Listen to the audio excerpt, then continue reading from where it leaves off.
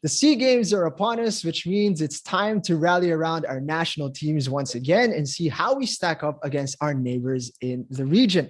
The Philippine men's team are all set to take action tomorrow against Timor-Leste. It'll be their kickoff match. And joining us today from Vietnam are three of the Kaya FC players who will be participating in this year's Southeast Asian Games. Let's start things off with a man whose touch is so nice, they frequently think he is a Croatian sensation named Bedic. But in fact, he is pure-blooded Barotac Nuevo and is the captain of his home team, Kaya FC Iloilo. It is my pleasure to introduce si Kapitan Jovin Bedic. How are you, Jov?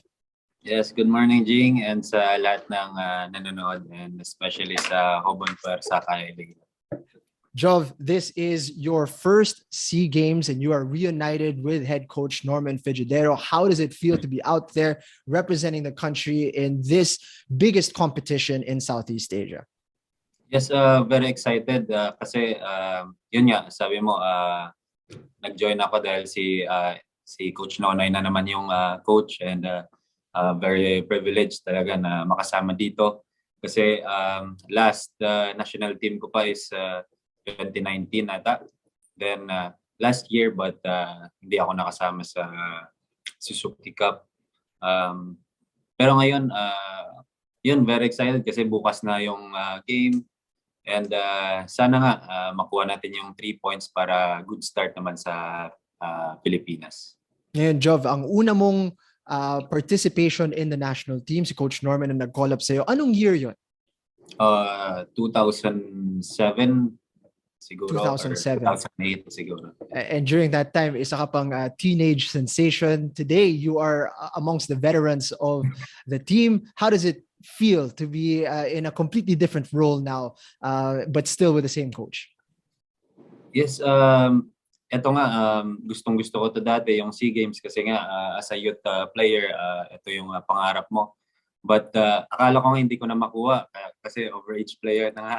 Pero yun, dahil kay Coach Nonoy and sa mga coaches din, nagtiwala sila. And yun, nakuha ko itong dream ko ulit na makalaro ng SEA Games. And especially, kasama ko si Oskari and Sandro. Ngayon, sila ata yung mga best midfielders sa Philippines. So, very proud ako. Very excited to see you in action. And you mentioned the next man that I'm actually going to introduce. No, the rumor is that he hasn't misplaced a pass since 2019. No, he's a midfield general at just 22 years of age, the Finnish-born natural island boy. Let's welcome Oskari Kekkonen. How are you, Oskari? Hello, Jing. Thank you for having me. Really good. Really good.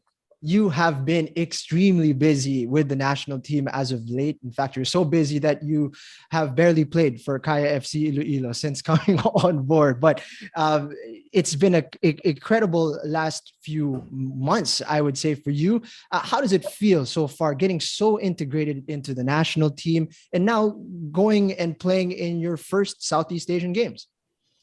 Oh, like Jovin said, it's a great honor to represent the country, the flag.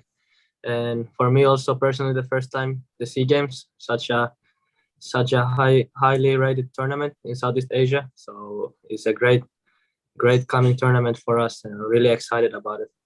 So you've played in the under-23 Asian qualifiers. You've played in the Suzuki Cup as well. You were recently called up for national team duty not so long ago, just a few weeks ago, and now you're playing in the SEA Games. So what do you think is the difference that the SEA Games brings, given the many different competitions that you participated in now? No, like I said, the SEA Games is a very high rated tournament. And last times we've been quite disappointed with the results we've got. We haven't qualified to the next stages. So this time we really try to do something and compete and qualify for the semifinals.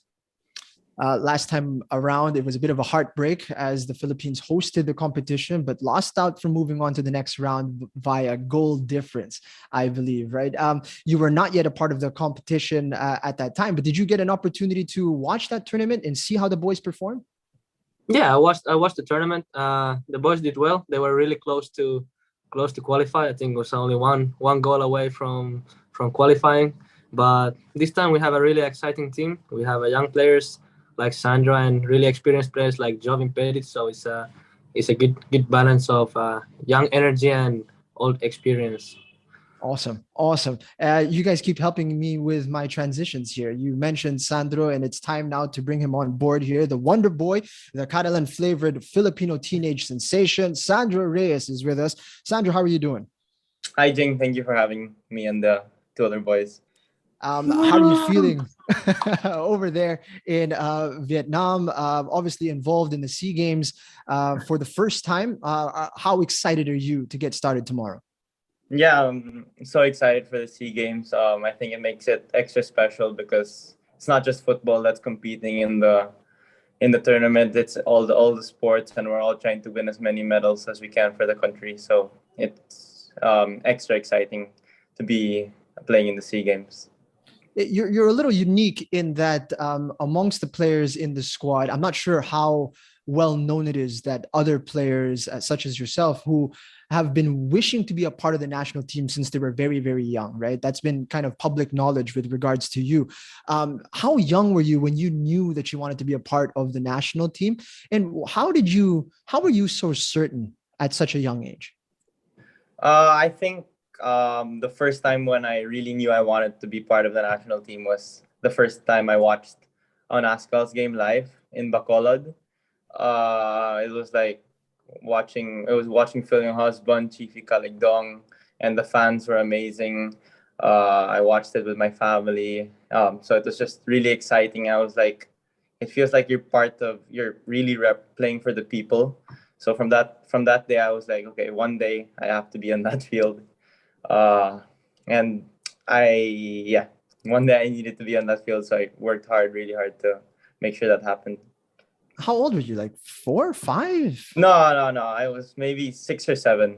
Okay. I 6 think or it was 7. 2010. Right, right. Yeah. Oh, wow. Right when it was exploding in the country. So you are one of the fruits of that explosion. And so far you've been involved similarly to Oskari in the under 23 Asian qualifiers. You were also involved in Suzuki Cup campaign. Is it living up to your expectations being a part of the national team?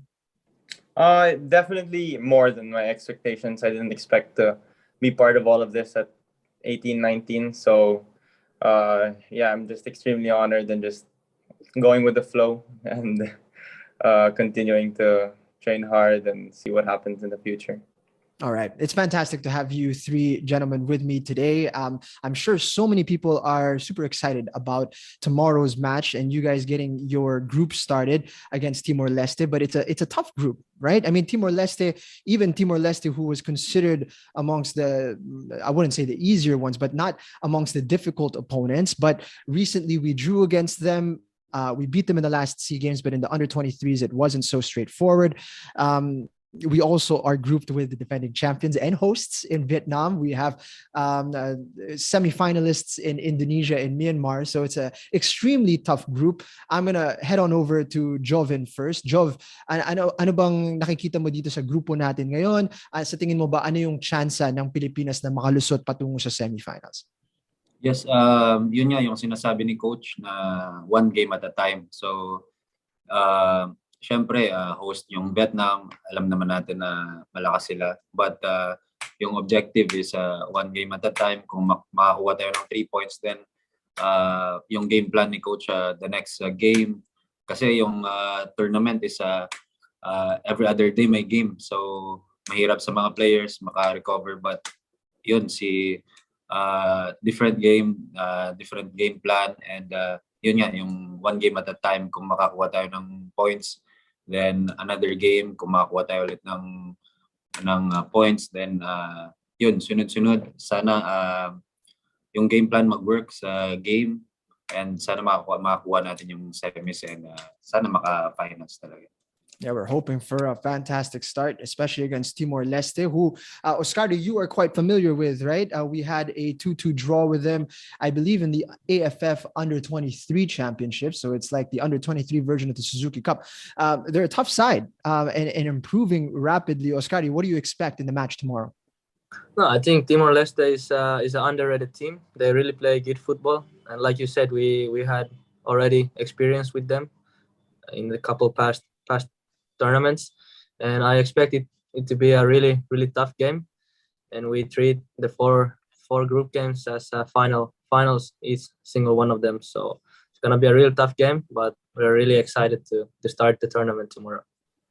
Sandro, there's a lot of excitement around seeing the team play, but also there's a little bit of a spotlight on you as you were given a bit of a highlight by the region of Southeast Asia as amongst the top young prospects in this Southeast Asian region. What do you expect going into tomorrow's match? Do you expect there to be a little bit more focus on you? Perhaps a couple of the players are going to be keeping a closer eye on you. What are your expectations for that contest tomorrow? I think definitely the players are going to be keeping an eye on those that played well in the last AFF tournament, but I think most of all they're going to be watching the overage players like Strucky, like Jovin. You can already see in the hotel the way that they look at Jovin, the way they look at Strucky. So they're definitely going to be man marking those two guys. So hopefully all the other players can step up. Maybe they give us a little bit more freedom. They let us beat them, not the two overage players. But it's going to be a final tomorrow. It's going to be an absolute war on the field tomorrow. So, yeah, we just need the 3 points. Oskari, I want to ask you a little bit about the influence of these overage players that Sandro mentioned, right? Obviously, you've been together and basically together with the under-23 squad for quite some time, including Sandro, but some of the overage players are in providing a little bit of their experience, perhaps sprinkling in, a few lessons here and there. What has that experience been like for you? And what have you learned so far from individuals like Jov and Stefan Schrock? No, we have a really young team. And I think it brings a good spice to have the two overage players at this moment, and especially for me, it's special to have Jovin here as well because he's our club captain. So for me and Sandro is a great honor to have him also there and share the field with him again, also in the international stage. But yeah, every day Jovin teaches us, me and Sandra especially, on and off the field, small things, small details, how to move on the field and how to behave also off the field. So we are really grateful for him. Jovin, are you enjoying the experience? Ngayon na mentor ka na, before, you're also like them taking in the experience from the senior players. Ngayon, ikaw na ang nagbibigay ng payo, ikaw nang tinitingnan as an example. How has that transition been para sa'yo? And na-enjoy mo ba na medyo ikaw nang senior dito sa squad natin?